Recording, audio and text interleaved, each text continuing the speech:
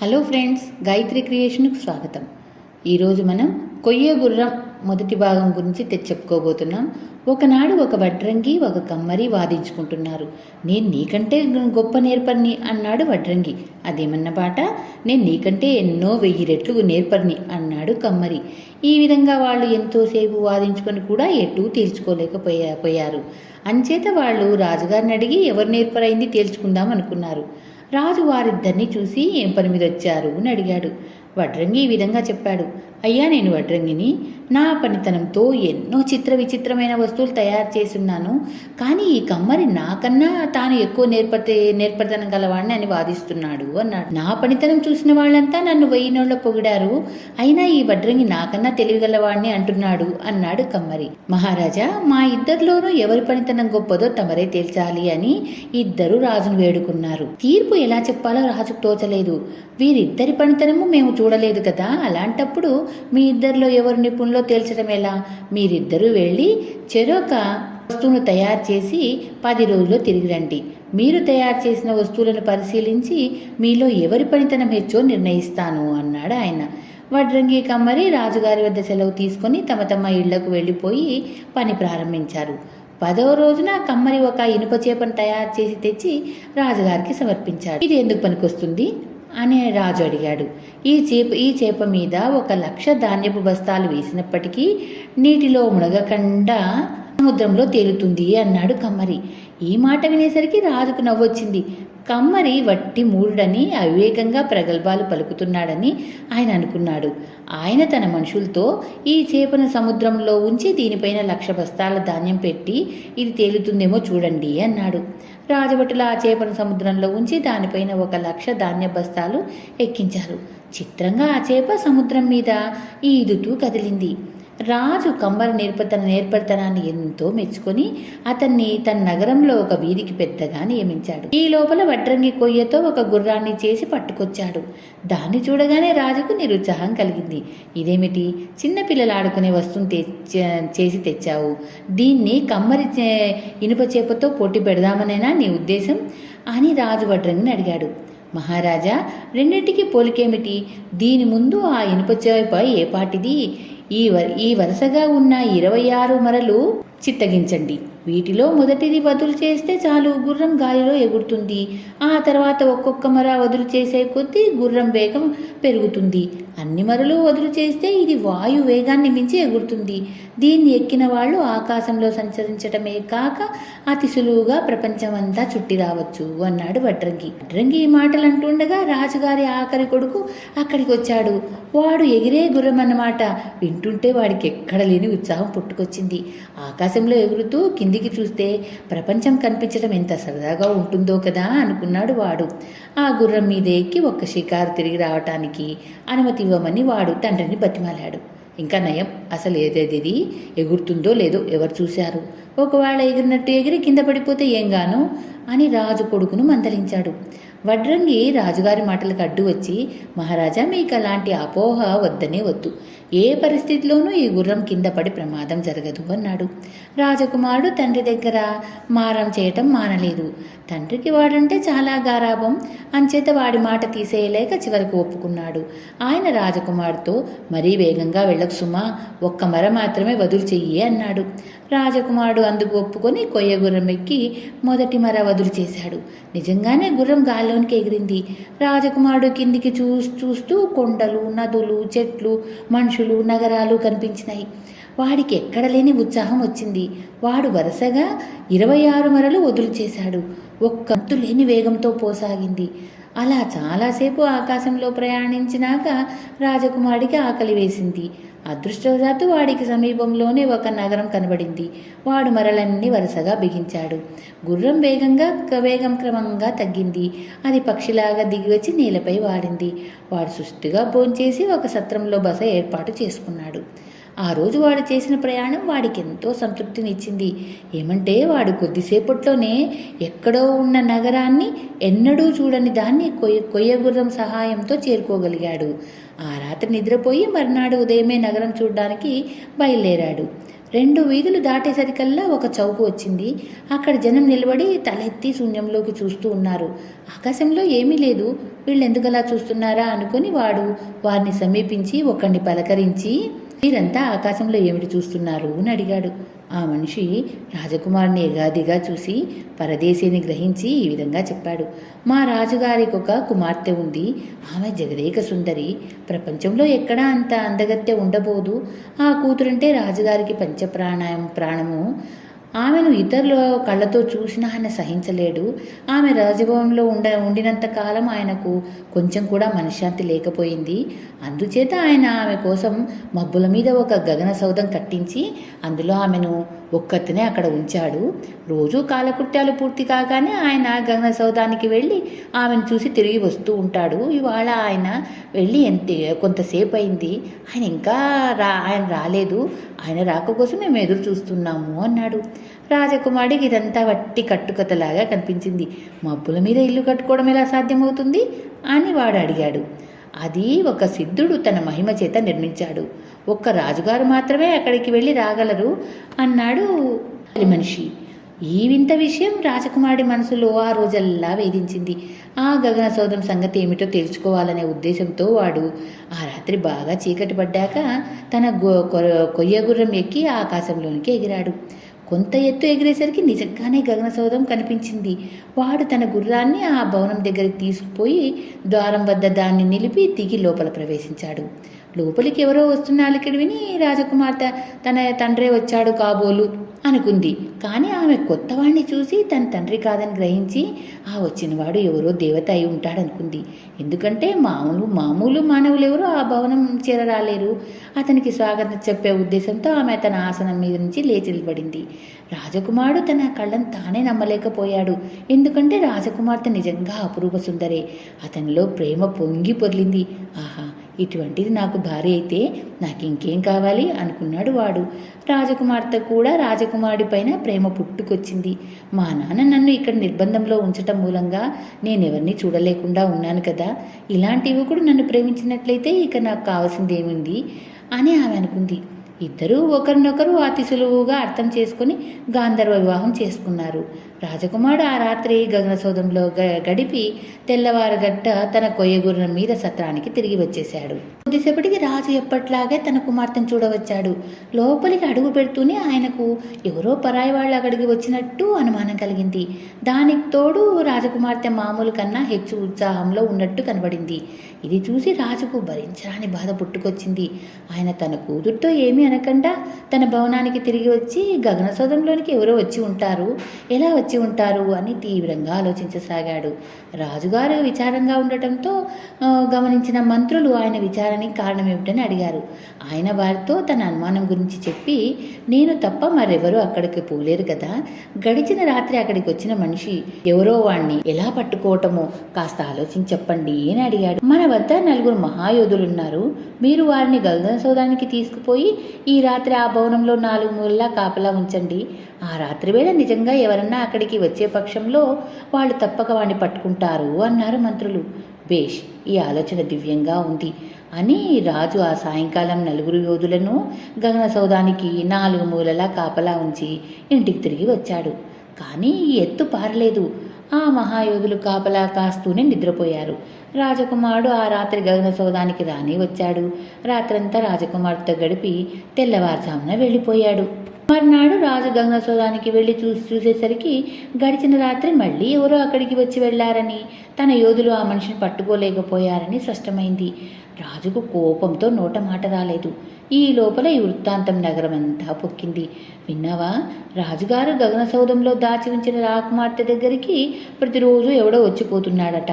ఎంత అపఖ్యాతి అని పౌరులు ఒకరితో ఒకరు చెప్పుకోవడం ప్రారంభించారు. రాజుగారికి వీధిలోనికి వెళ్ళటానికి కూడా ముఖం చెల్లలేదు.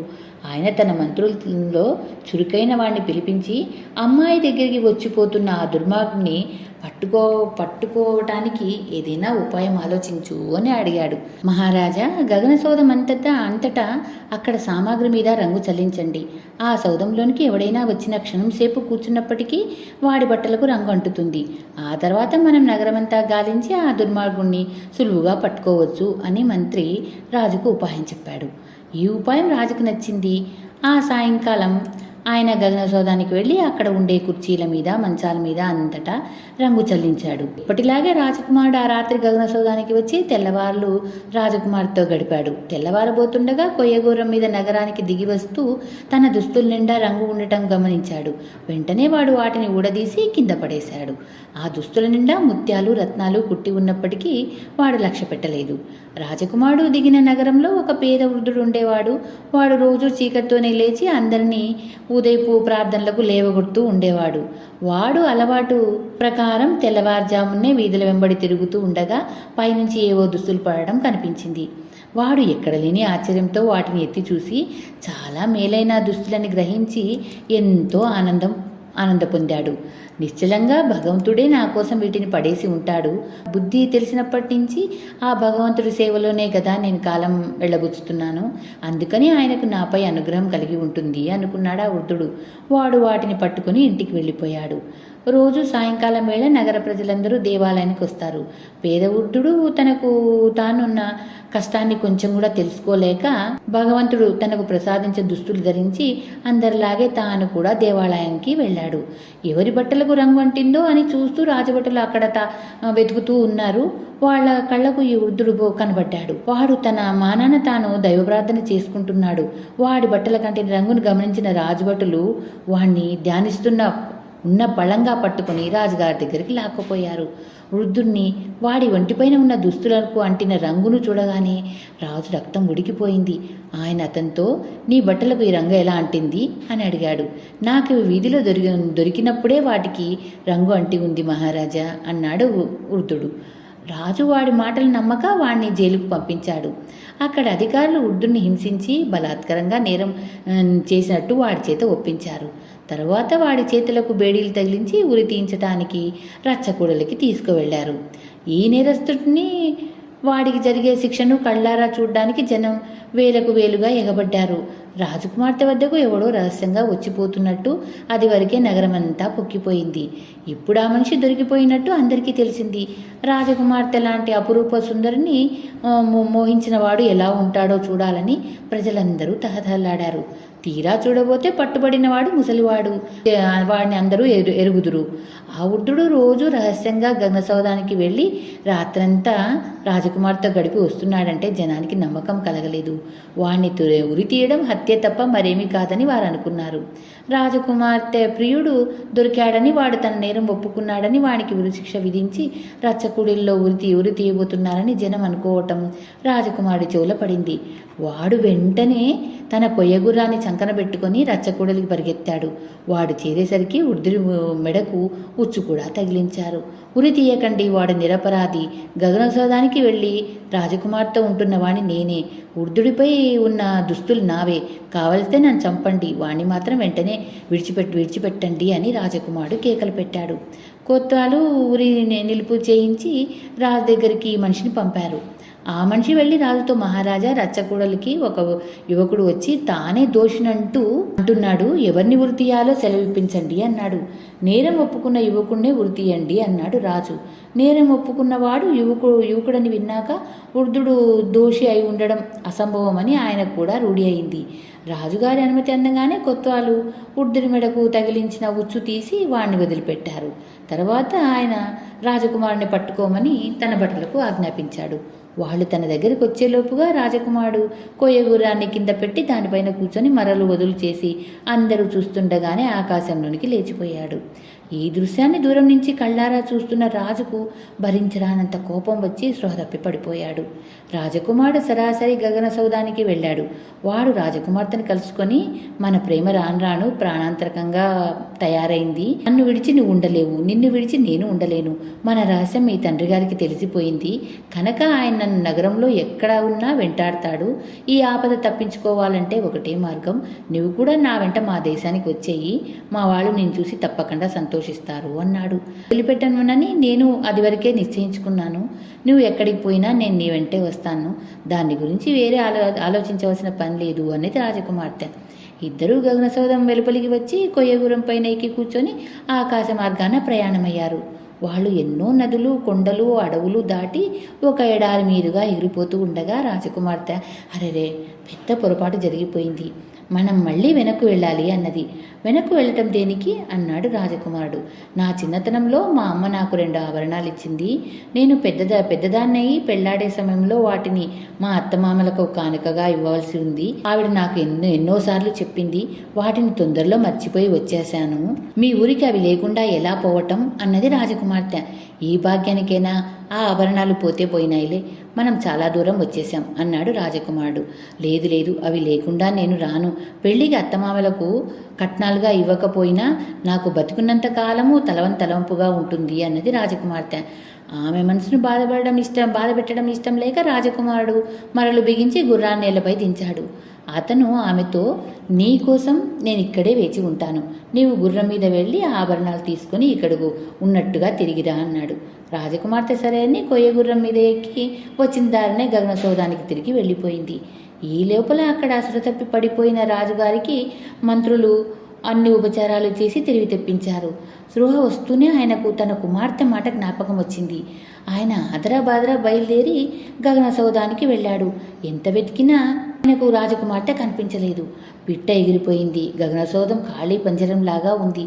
ఆయన ఏమి చేయటమా అని ఆలోచిస్తూ మతిపోయి కూర్చుని ఉండగా అంత దూరాన రాజకుమార్తె ఆకాశంలో కనిపించింది. ఆమె తన ఆభరణాల కోసం గగనసౌధానికి ఒంటరిగా కొయ్యగూర మీద తిరిగి వస్తుంది. రాజు ఒక మంచం వెనుక దాక్కొని రాజకుమార్తె లోపలికి అడుగు పెట్టగానే ఇవతలికి దూకి పట్టుకొని ఆమెను గగనసౌధం నుంచి తన భవనానికి తీసుకువెళ్ళాడు. రాజు ఇదివరకల్లా తన కుమార్తెను పెళ్లి గురించి ఎంతో తాచారం చేస్తూ వచ్చాడు. ఇప్పుడు ఆమెకు పెళ్లి చేయాలని అంత తహతహలాడిపోతున్నాడు. కానీ ఆమెను ఎవరు పెళ్లాడతారు? ఆమెపై పుట్టిన అపవాదు ఆ చుట్టుపక్కలంతటా వ్యాపించింది. ఆ ప్రాంతాల గల గౌరవ కుటుంబాల్లో వాళ్ళెవరూ ఆమె ఎత్తుదనం పోసినా ఆమెను పెళ్లాడరు. నీ దూరపు రాజుకు ఒక కొడుకున్నాడు. ఆ రాజకుమార్తె అందచందాలను గురించి ఘనంగా విని ఒకప్పుడు ఈ రాజుకు రాయబారం పంపి మా అబ్బాయికి మీ అమ్మాయినిచ్చి పెళ్లి చేస్తారా అని కబురు చేశాడు. అప్పట్లో ఈ రాజుకు తన కుమార్తె పెళ్లి ఆలోచన ఏ కోసన లేనందువల్ల మా అమ్మాయికి ఇంకా పెళ్ళీడు రాలేదు, అందుచేత ఇప్పుడప్పుడే ఆమెకు పెళ్లి చేసే ఉద్దేశం మాకు లేదు అని దూరపు దేశపు రాజుకు జవాబు చెప్పాడు. రాజుకు ఇప్పుడు ఆ సంగతి జ్ఞాపకం వచ్చింది. తన కూతురి అపఖ్యాతి అంత దూరం వెళ్ళి ఉండదు. ఆమెనిచ్చి పెళ్లి చేస్తానంటే ఎగిరి గంతులేస్తారు. అందుకని రాజు ఆ దూరపు దేశపు రాజుకు ఇలా వర్తమానం చేశాడు. మీరు ఒకప్పుడు మా అమ్మాయిని మీ అబ్బాయికి ఇచ్చి పెళ్లి చేయమని కోరి ఉన్నారు. అప్పటికి మా అమ్మాయికి పెళ్ళీడు రానందువల్ల అలా చేయలేకపోయాము. ఇప్పుడు మా అమ్మాయికి వివాహ వయసు వచ్చింది. మీ అబ్బాయిని మా నగరానికి పంపించినట్లయితే మా అమ్మాయిని ఇచ్చి పెళ్లి చేసి పంపగలము. ఈ వివాహం ద్వారా మన బంధువులం అవుతాం కనుక మన 2 దేశాల మధ్య స్నేహ సంబంధాలు బలపడగలవు అని. ఇక్కడ రాజుగారు ఈ ప్రకారంగా తన కుమార్తెకు పెళ్లి ప్రయత్నాలు చేస్తూ ఉంటే అక్కడ తన ప్రియురాలి కోసం ఎదురు చూస్తూ రాజకుమారుడు ఏం చేస్తున్నాడు? అతను ఎంతసేపు చూసినా రాజకుమార్తె తిరిగి రాలేదు. అతను దిగిన ప్రదేశం కటిక ఎడారి. కనుచూపు మేర దాకా ఇసుక దిబ్బలు తప్ప ఒక చెట్టు గాని చేమ గాని ఆఖరకు గరిక గాని లేదు. అంతకంతకు సూర్యుడు పైకి రావటం వల్ల వేడి రెచ్చిపోతుంది. గాలి గట్టిగా వీస్తూ ఇసుకను అటు ఇటు చెరుగుతుంది. చిన్న చిన్న ఇసుక దిబ్బలు ఒక చోట నుండి మరో చోటకు ఊడ్చినట్లు పోతున్నాయి. రాజకుమారుని ఆకలి దప్పులు బాధిస్తున్నాయి. ఎక్కడైనా ఒక చిన్న చెలిమ కనిపిస్తుందేమోని అతను ఆ ఇసుక దిబ్బల మధ్యగా కాళ్ళు పడిపోయేలాగా తిరిగాడు. ఎత్తు నుంచి చూస్తే మరింత దూరం చూడవచ్చుననుకొని వాడన్నింటికన్నా ఎత్తైన ఇసుక దిబ్బ మీద ఎక్కాడు. అతడు తీసి అడుగు పెట్టినప్పుడల్లా మోకాలు దాకా ఇసుక దిగబడిపోతూ ఉండడం చేత ఎక్కడ ప్రయాస అయింది. వాడు ఆ దిబ్బల పైభాగాన్ని చేరుకునేసరికి మహాపర్వతాన్ని ఎక్కినంత శ్రమ అనిపించింది. వాడు దిబ్బ పైభాగాన్ని చేరుకుని చుట్టూ కలయ చూసేంతలో తల ఎత్తాడు. తలో కాళ్ల కింద ఇసుక కరిగిపోతున్నట్లయింది. వాడు అగాధంలోనికి దిగబడిపోతున్నట్లయింది. వాడు కొంత దూరం అలా జారి చివరకు ఎలాగో కాలు నిలదొక్కోగలిగాడు. అప్పుడు తల పైకెత్తి చూసేసరికి వాడికి ఒక దివ్యమైన పళ్ళ చెట్టు తోపు కనిపించింది. అక్కడ ఉన్న పళ్ళ చెట్లన్నీ పళ్ళ చెట్లే. ప్రతి చెట్టు నవనవలాడుతూ ఉంది. అన్ని చెట్ల కొమ్మలకు గుత్తులుగా బరువుగా పళ్ళు వచ్చి ఉన్నాయి. ఆ చెట్లను పళ్ళును చూడగానే రాజకుమారుడికి ప్రాణం లేచొచ్చినట్టయింది. వాడు ఎర్రగా పండి సువాసన కొట్టే కొన్ని పళ్లను కోసుకొని ఆవురావురమని తినేశాడు.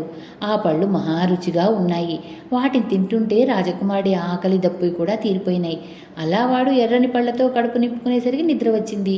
వాడు చల్లని నీడలో ఒక చెట్టు బోదెన ఆనుకొని సుఖ నిద్రలో మునిగిపోయాడు. వాడు కొంతసేపటికి నిద్ర మేలుకొని చేతులతో మొహం నిమురుకునేసరికి చేతికి పెద్ద బరివిగడ్డం తగిలింది. వాడు నిర్ఘాంతపోయాడు. ఏమి జరిగినది వాడికి అర్థం కాలేదు. వాడికి ఏనాడు గడ్డం లేదు. ఈ విషయమే ఆలోచిస్తూ ఆశ్చర్యపోతూ ఉంటే వాడికి మళ్ళీ ఆకలేసింది. కానీ ఈసారి వాడు ఎర్రపళ్ళ జోలికి పోలేదు. వాటిని చూస్తే వాడికి అనుమానం కలిగింది. అందుచేత వాడు ఈసారి పచ్చపళ్లను చెట్టును సమీపించి కొమ్మలు వంచి గుత్తులు గుత్తులుగా వేలాడే పళ్లలో బాగా పండి సువాసన వెదజల్లే పళ్లను కోసి కడుపు నిండా తినేశాడు. ఈ పళ్ళు ఎర్రని పళ్ళ కన్నా కూడా చాలా రుచిగా ఉన్నాయి, రసం కలిగి ఉన్నాయి. అందుచేత వాడు ఆ పళ్లను ఎక్కి తొక్కినట్టుగా తిని మళ్ళీ చెట్టుకు చేరిగలబడి నిద్రపోయాడు. మళ్ళీ వాడికి నిద్ర మెలకు వచ్చేసరికి సూర్యాస్తమయ్యి చీకటి పడబోతుంది. వాడు బద్ధకంగా ఒళ్ళు విరుచుకోవటంలో తల చెట్టు బోదే కొట్టుకుంది. ఆ తల మామూలు కన్నా ఎక్కువ బరువుగా ఉన్నట్లు కూడా వాడికి అనిపించింది.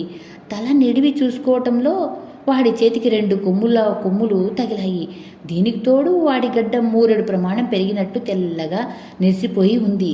తన ఆకారం ఎలా ఉన్నది తలుచుకుంటేనే వాడికి గుండెలు బావిసిపోయినట్లయింది. ఇదేం ప్రాబద్ధం!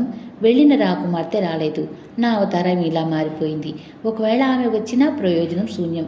ఈ రూపంలో ఆమె నన్ను పోల్చుకోలేదు. ఒకవేళ పోల్చుకుంటే మటుకు ఈ గడ్డంతోనూ కొమ్ములతోనూ ఉన్న నన్ను ఎలా ప్రేమిస్తుంది? నేను సమస్తము కోల్పోయాను. రాజకుమార్తెను, కొయ్య గుర్రాన్ని కోల్పోయాను.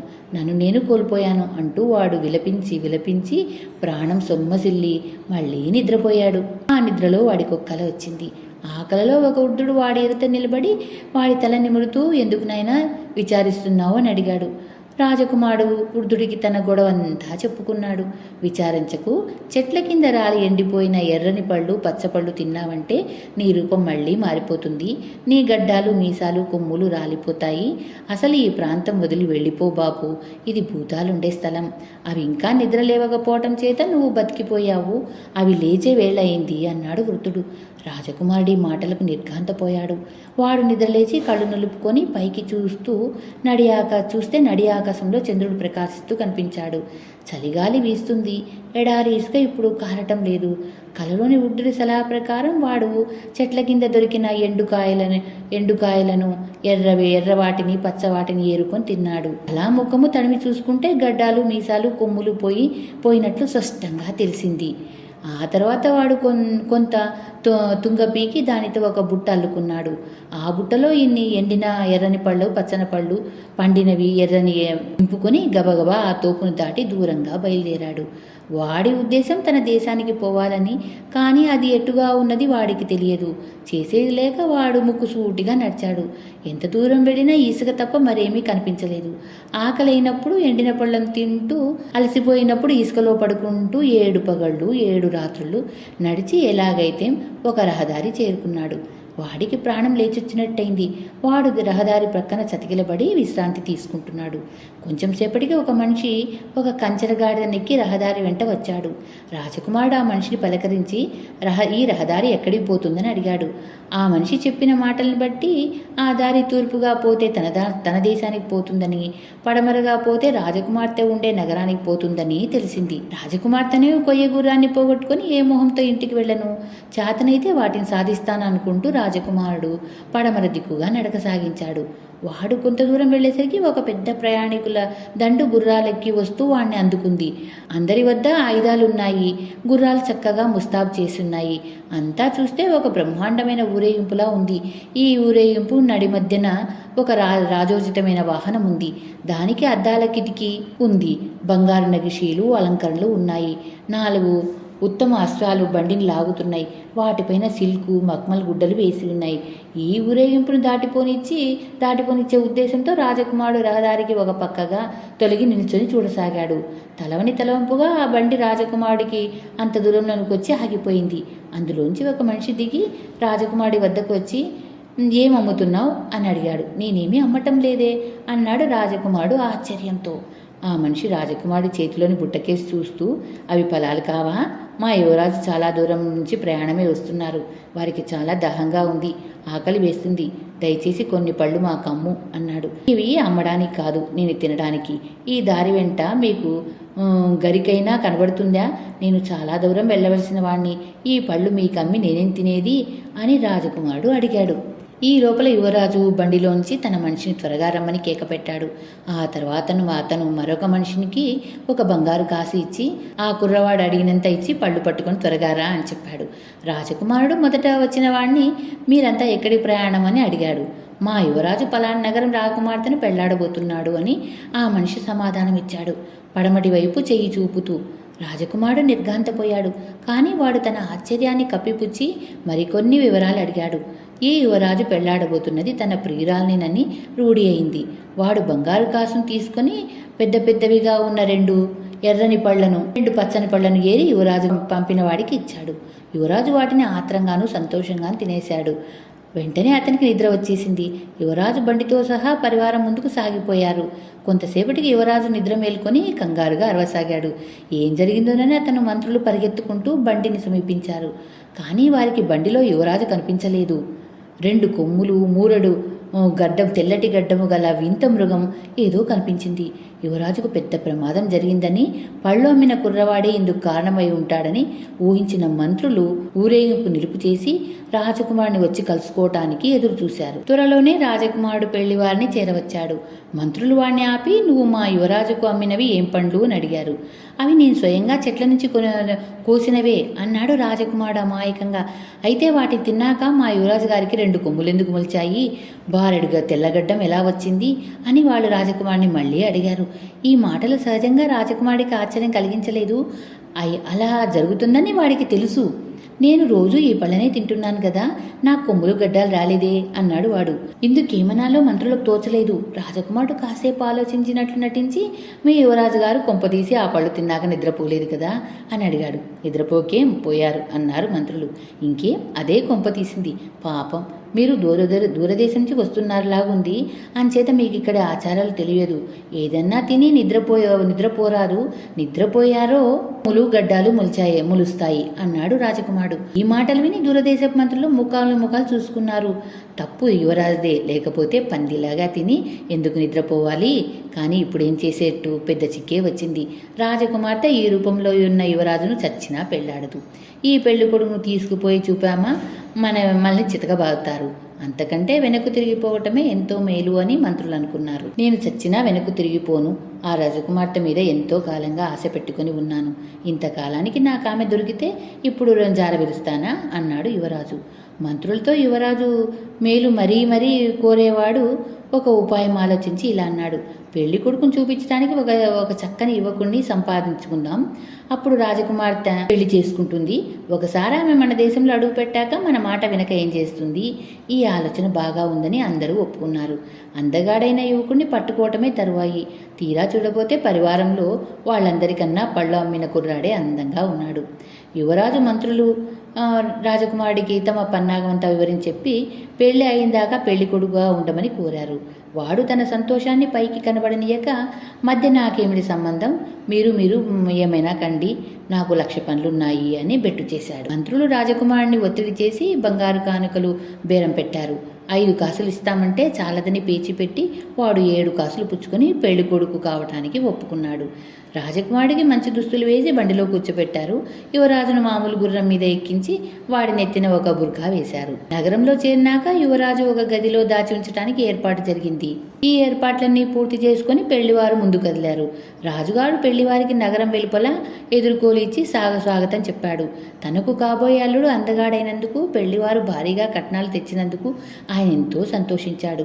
ఆయనకు ఒకటే విచారం, అదేమిటంటే తన కుమార్తె అప్రతిష్ట గురించి పెళ్లివారికి ఎక్కడ తెలిసిపోతుందోనని.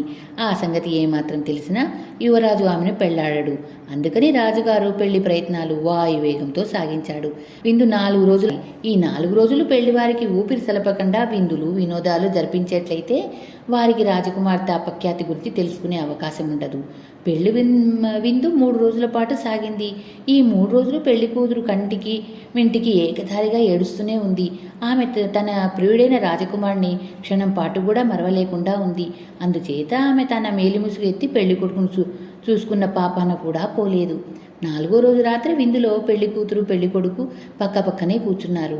రాజకుమారుడు రాజకుమార్తెతో రహస్యంగా, ఇదిగో చూడు, నేనే వచ్చేశాను అన్నాడు. ఆ మాటలు విని రాజకుమార్తె మేలిముసుగు ఎత్తి అతని కేసు చూసింది. ఆమె తాను కలగంటున్నాననుకుంది. ఎందుకంటే ఆమెను తండ్రి అతనికిచ్చి ఎందుకు పెళ్లి చేస్తాడు? ఆశ్చర్యం ప్రకటించేలోగా ఆమె రహస్యం ఎక్కడ బయట పెట్టేస్తుందేమోనని భయపడిన రాజకుమారుడు ఆమెతో, ఏమీ జరగనట్టు నటించు అని హెచ్చరించి జరిగిందంతా ఆమెకు చెప్పాడు. ముసురుపోయి ఎండ వచ్చినట్లుగా రాజకుమార్తె దుఃఖం అని చిరునవ్వు నవ్వింది. తర్వాత కొత్త భార్యాభర్తలు ఎంతో సరదాగా సంభాషించుకున్నారు, ఆశలాడుకున్నారు, నృత్యం కూడా చేశారు. నృత్యం చేసే సమయంలోనే వాళ్ళు పారిపోయే పథకం కూడా ఆలోచించుకున్నారు. అంపకాల సమయంలో, నువ్వు మీ నాన్నను కొయ్యగుర్రం కావాలని అడుగు, అది లేకుండా అత్తారింటికి వెళ్ళనని భీష్మించి కూర్చో, బెదిరింపులో కూడా లొంగకు అని రాజకుమారుడు రాజకుమార్తెకు సలహా ఇచ్చాడు. మర్నాడు అంపకాలు ఆస్థానంలోని పెద్ద ఉద్యోగులందరూ రాజభవనం ద్వారా వద్ద చేరి రాజకుమార్తెను సాగనంపడానికి సిద్ధంగా ఉన్నారు. రాజకుమారుడు పరివారము మంత్రులు బయలుదేరడానికి సిద్ధంగా ఉన్నారు. రాజభవనంలో రాజకుమార్తె తన తండ్రి కాళ్ళు పట్టుకొని తన కొయ్య గుర్రం ఇచ్చేయమని ప్రార్థిస్తుంది. రాజు మండిపడ్డాడు.